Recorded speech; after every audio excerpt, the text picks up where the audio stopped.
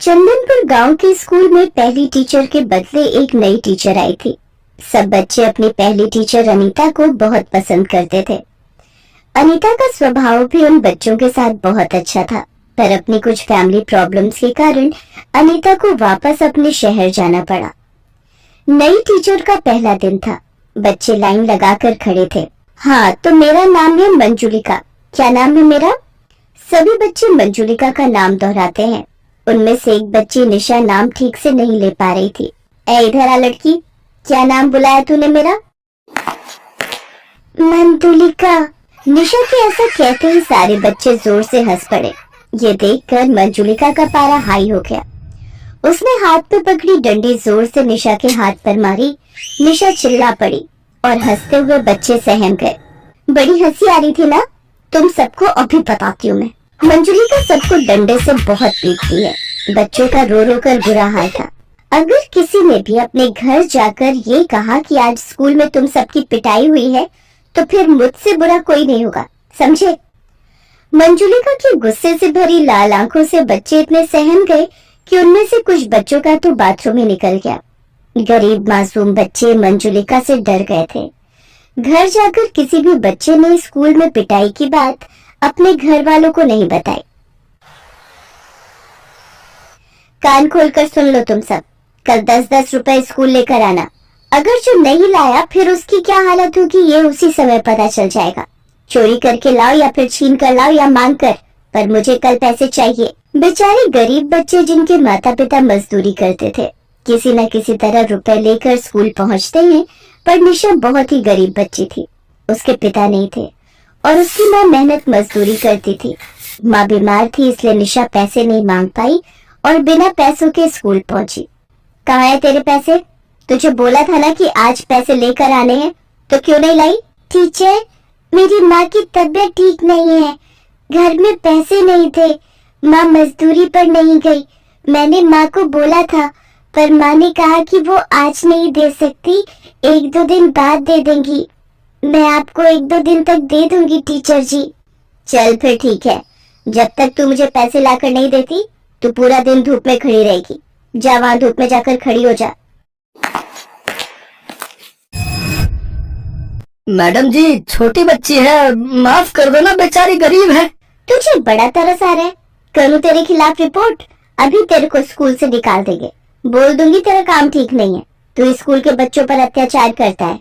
बोल चौधरी साहब को जाकर बोल दूं, क्योंकि तू ठहरा अनपढ़, तेरी बात तो कोई नहीं मानेगा, पर मैं तो पढ़ी लिखी हूँ, मेरी बात यहाँ पर सब सच मानेंगे।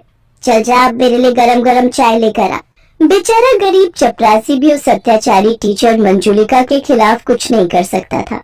चपरासी दिनों जानता था कि मंजुलिका बहुत चालाक है, वो उसके ऊपर कोई भी गलत इल्जाम लगा सकती है, इसलिए वो चुप हो जाता है और बच्चों पर हो रहे अत्याचार सहन करता रहता है। निशा धूप पे खड़ी रही। गर्मी का मौसम था।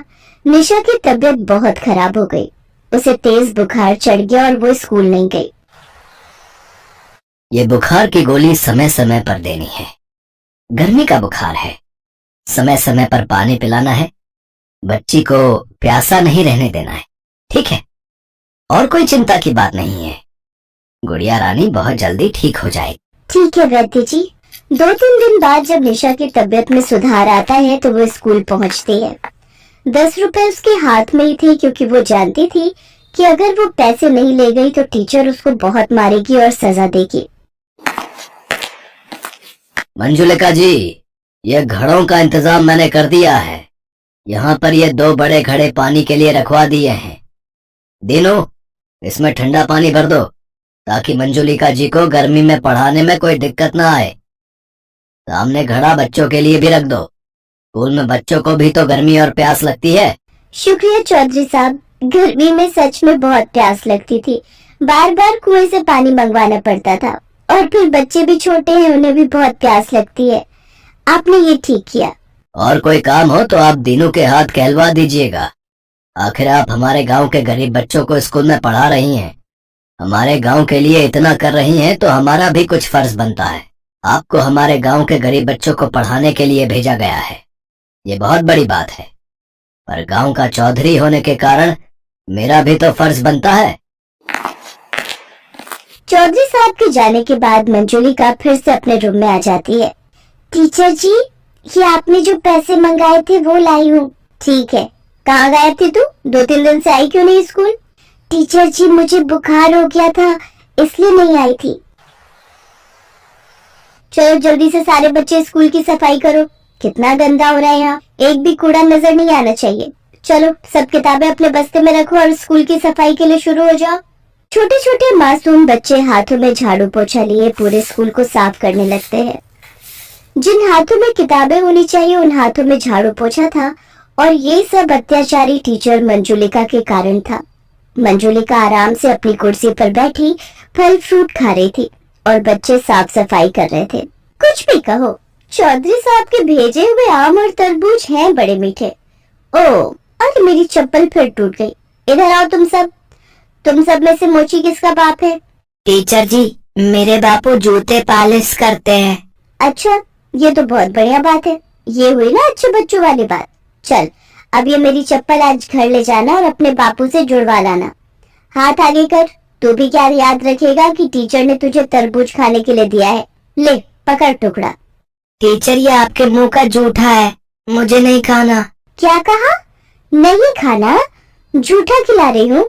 अरे तुझ जैसे भिखारी गरीब के बच्चे को एक तो मैं दे रही हूँ, ऊपर से मुझे नखरे दिखा रहा है। अब तू पिटेगा, इतना पिटेगा कि तू हमेशा याद रखेगा।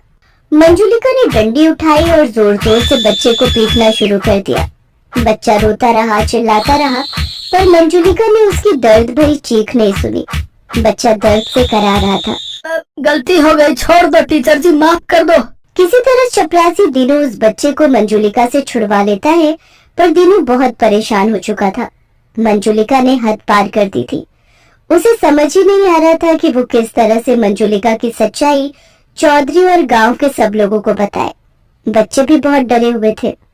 और फिर एक सुबह, अरे आज दूसरी घड़ी में तो पानी ही नहीं है, बहुत प्यास लग रही है। वो दूसरी घड़ी में देखते हैं, शायद उसमें पानी होगा। दोनों बच्चियां दूसरे घड़े से पानी लेने के लिए जाने लगती हैं, पर जैसे ही निशा घड़े को हाथ लगाने लगती है, अचानक से मंजुलिका वहां आ जाती है और निशा का गला दबा देती है। टीचर जी, छोड़ो मेरा गला, दुख रहा है, मेरा दम घुट रहा है। मेरे से बिना पूछे गरीब भिखारी नचूत घड़े को हाथ लगाती है, आज तेरी खैर नहीं। तभी दीनू के साथ गांव के चौधरी साहब और बाकी गांव वाले भी आ जाते हैं, जिनमें निशा की माँ भी होती है। छोड़ो उस लड़की को, छोड़ो उसे। चौधरी साहब, आप? अरे मैं तो। तभी निशा की माँ मंजुलिका को जोरदार थप्पड़ लगाती है। निशा अपनी माँ से लिपट कर रोने लगती है। माँ, ये टीचर बहुत गंदी है, हमें बहुत मारती है माँ। मेरी बच्ची। ललन, इंस्पेक्टर साहब को फोन मिला, इस टीचर को कड़ी से कड़ी सजा होगी। माफ कर दीजिए चौधरी साहब, आइंदा ऐसा नहीं करूंगी। चौधरी साहब, कब से सोच रहा था कि इस अत्याचारी टीचर की शिकायत करूं। पता नहीं भगवान ने मुझे कहां से हिम्मत दे दी और मैंने आपको कल रात सब कुछ सच सच बता दिया। आपकी आंखों के सामने गुनहगार है चौधरी साहब। इन गरीब मासूम बच्चों पर बहुत अत्याचार हुआ है। कहते कहते दीनू रो पड़ता है। आज उसने हिम्मत की और गांव के गरीब बच्चों को एक अत्याचारी टीचर से मुक्ति दिला दी। मंजुलिका को सजा हो जाती है और उसके सारे सर्टिफिकेट छीन लिए जाते हैं। उसके क्रूर और अत्याचारी स्वभाव के कारण आज उससे एक टीचर का पद छिन जाता है। सबके आग्रह करने पर फिर से बच्चों की प्रिय टीचर अनीता को वापस बुला लिया जाता है। अनीता भी जब बच्चों के साथ हुए अत्याचार के बारे में सुनती है तो उसकी भी आंखें भर आती हैं। मासूम बच्चे बहुत खुश थे क्योंकि उन्हें अपनी प्यारी टीचर